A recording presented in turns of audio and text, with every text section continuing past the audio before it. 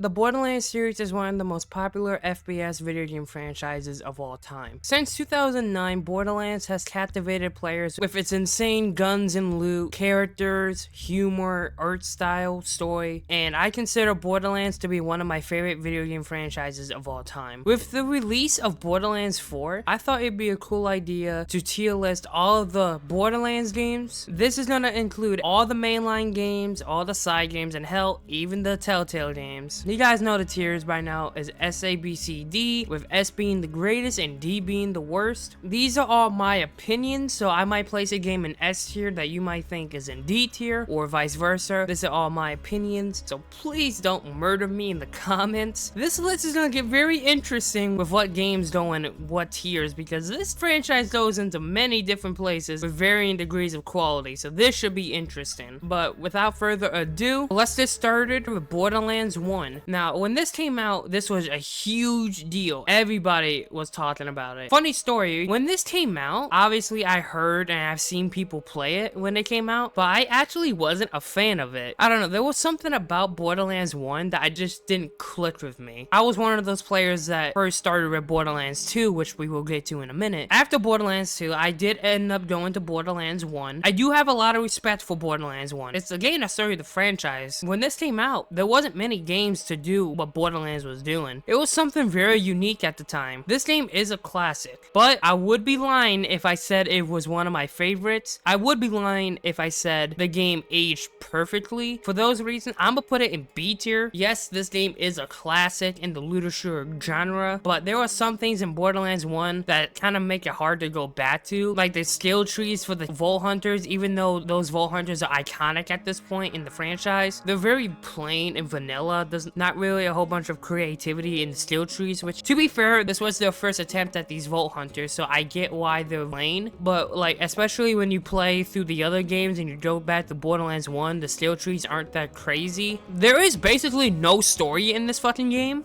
For some people, that's fine. For some people, no story is fine and you just want to get in there and like shoot and loot and all that, which is fine. Story is a big element for me, so that's kind of what makes Borderlands 1 harder to get into. The mobility in Borderlands 1 is really hard to get back into. The fact that you can't move and fight for your life is painful. The DLCs aren't the greatest. The Moxie DLC is one of the worst DLCs in the franchise, debatably the worst. I do like the Knots DLC, and the Zombie DLC is alright, but they're not really too memorable when you compare them to the rest of the franchise. One thing I will say, I do like the hybrid gun types that are in Borderlands 1 that didn't really come back until Borderlands 4 in a way. Borderlands 1 is a classic. It might be kind of hard to go back to it now, but I think you can still have a good time with friends. So for that reason, I think it's in B tier. Alright, the next one up is Borderlands 2, and I'm gonna waste no time in this. I'm putting this straight up in S tier. You guys probably know this, but Borderlands 2 is one of my favorite video games of all time. In my opinion, it's the best co-op game of all time. It's my favorite FPS game of all time. I love Borderlands 2. This was the game that got me into Borderlands. I may not have liked Borderlands 1, but there was something about Borderlands 2 that really clicked with me. I loved the story. This is easily the best story in the Borderlands franchise, and it's actually, you know, good. I love the characters. Handsome Jack is one of the best video game characters of all time. I fucking love him. I love the Vault Hunters. This is my favorite group of Vault Hunters in any of the games. Iconic characters like Zero, Krieg, Salvador, Gage. All of them are iconic at this point. My favorite Vault Hunter in the series is still Zero. Every time I play through Borderlands 2, 7 out of 10 times I'm playing Zero. But every other Vault Hunter is good too. Salvador just completely breaks the fucking game. The guns are even more insane than Borderlands 1. The DLCs are so fucking good. The Tiny Tina DLC is amazing. I personally love the Commander Lil DLC a lot as well. The only small issue I have with Borderlands 2 is that endgame is not balanced. Ultimate Vault Hunter mode can be a bitch when you're first starting out. You can get used to it, but it does limit your builds and your gear. And also, OP levels just fucking suck. But other than that, I think Borderlands 2 is a fucking masterpiece. I can pick this game up at any time and have a blast with it. I love Borderlands 2. Alright, the next one up is Borderlands the pre-sequel. Oh boy, Borderlands the pre-sequel. Like, at the time, this was considered the black sheep of the Borderlands franchise, and yeah, I can see why. I like the idea of the pre-sequel, like giving Jack his backstory, but in my opinion, I don't think his backstory was really that good. It was fine, but like, it wasn't spectacular. I think this group of Vault Hunters is probably one of my least favorite, with exceptions to Jack the Doppelganger. I don't know, some of the characters in this game, I just wasn't really a fan of their playstyles other than Jack. Nisha's kind of cool too. I do like how this one takes place on Elpis, so this one has something unique about it because it's basically in space in a way because you're on Elpis, and I do like the zero gravity areas. I do like the jump pads. I think that's really cool, but honestly, the pre-sequel is just a lesser version of Borderlands 2. The story is nowhere near as good. You can't farm legendaries that much because there's next to no dedicated drops in the pre-sequel, so you're basically just farming the same boss over and over again, or you're just using the grinder, and I don't like that. Most of the story is kind of cringe in my opinion. Yeah, and Pickle, yeah, this fucking bitch is in this game. It is unfortunate that they basically pulled the plug on this game so early on. I think the pre-sequel has one of the best DLCs in the franchise. The Claptastic Voyage DLC, in my opinion, is still one of the best DLC in the franchise. And this DLC introduced, in my opinion, one of the coolest fucking rarities ever. Glitch rarity. It's so unfortunate that they didn't come back in any other game because I think they're so fucking awesome. Honestly, I barely see myself coming back to the pre-sequel that often. It's not really a game I really put on that much.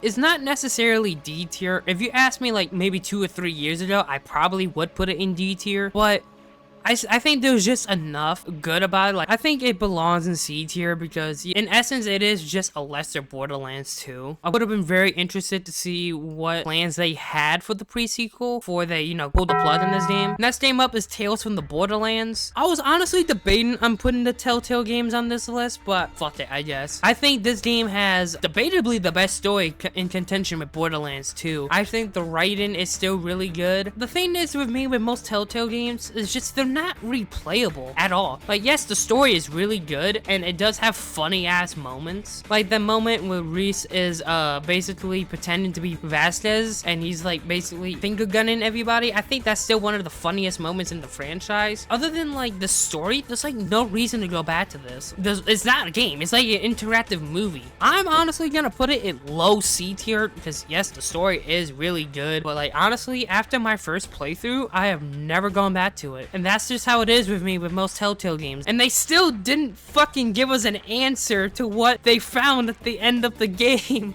Oh boy. The next one up is Borderlands 3. One of the most controversial games in this series. You have people that fucking despise the game, and you have people who fucking love it. The hype for this game was unreal. But then when we got it, ooh boy. To get the obvious out the way, Borderlands 3 story sucks ass. It's actually kind of fucking hilarious how bad this story is. I honestly thought it was intentional, like how bad the story was. There was no way, like the people who wrote and made Borderlands 2 story with how good that was made Borderlands 3. I don't know how that's possible. The pacing of this game was pretty bad too. Like Eden sits, there was no reason why Eden sits should take as long as it did. And Athena's, why is this only one area? The Calypso twins are some of the most cringy villains I've ever seen in any video game, and I am not exaggerating on that. They are fucking terrible. And most of the new characters I just wasn't a fan of. The launch of this game was pretty bad too. Gearbox constantly nerfing guns that we like to use, so basically there was like almost nothing to like use because they kept getting nerfed. With no dedicated drops, so you were constantly farming Grave Ward the entire time when you wanted to get legendaries. Mayhem levels, they sucked, but I can't deny this game has some of the best gameplay in the entire franchise and is one of the most fun FPS games I've ever fucking played. Building your characters, they're so unique. Like my favorite is Zane because he can have 2 different action skills. The gunplay is so fucking good and they feel so good to shoot and use. Every gun feels good to experiment with. Even though the story is ass, I love going through it because how fun it is to actually play. Each character is very unique and you can do different shit with each character. I love it. The more DLC the game released, the better the game got. Some of the highlights are like guns level Love and Tentacles DLC, Bounty of Blood, Psycho Krieg, you have the Maliwan takedown. Pretty much all the DLC that released in this game is really good. Yes, this game has a lot of flaws. The story is really bad, pacing is fucking abysmal. This game's humor is very fucking cringy. There were way too many legendaries, way too common, and the launch of this game was very, very bad. But over the life cycle of this game, it definitely got better to the point where I can confidently say I fucking love this game.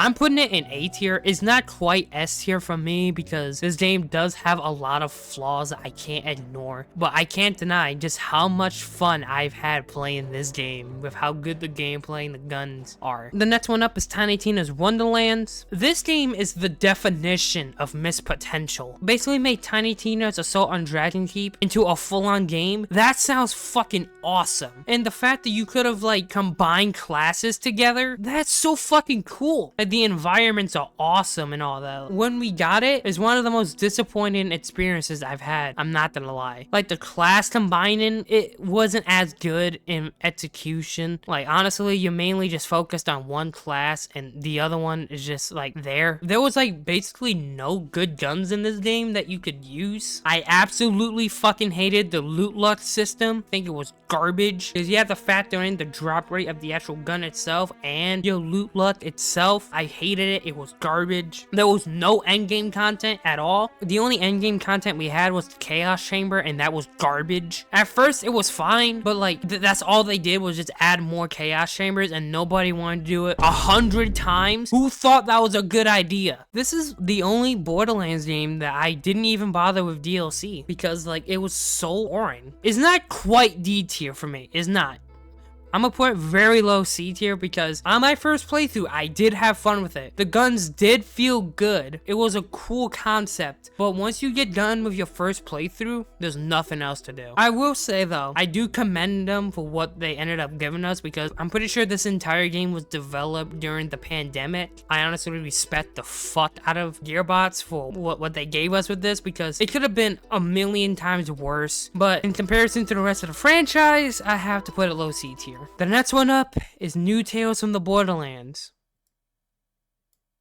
Do I even need to explain why? This game is so cringy, I actually gave up. The characters were beyond cringy. The story, garbage. I couldn't finish it. I really could not finish it. It was that bad. Now we got the new kid on the block with Borderlands 4. Now, if you want my full in-depth thoughts on Borderlands 4, I'm gonna post a link in the description to my review, and I'll put a card up in the video if you want my full-on thoughts. So I'm gonna keep it relatively short. I think this game is incredible. I think the gameplay is the best of the franchise. The fact that they brought back hybrid guns is so fucking cool. Even though I only really played Vets and Rafa, I love the Vault Hunters. I think they're very unique. I think they found a good balance with the loot luck because it's not as common as Borderlands 3, but it's not as uncommon as Borderlands 2. I think the story is pretty good. I like the Timekeeper as a villain. Pretty much all of the new characters I liked. I think Kairos is really, really cool. I'm putting it I'm gonna put it in S tier. It's not better than Borderlands 2. It's not. I'm gonna be real with you. I'm gonna be honest. I don't think any Borderlands game could surpass Borderlands 2 for me. I just have so much nostalgia and love for Borderlands 2. But Borderlands 4 is really, really good.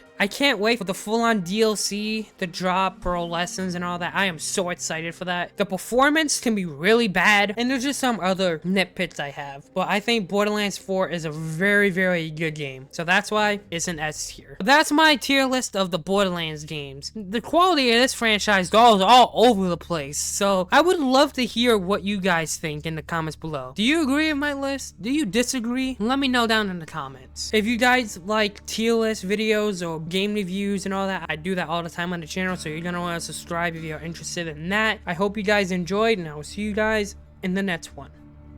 Take care.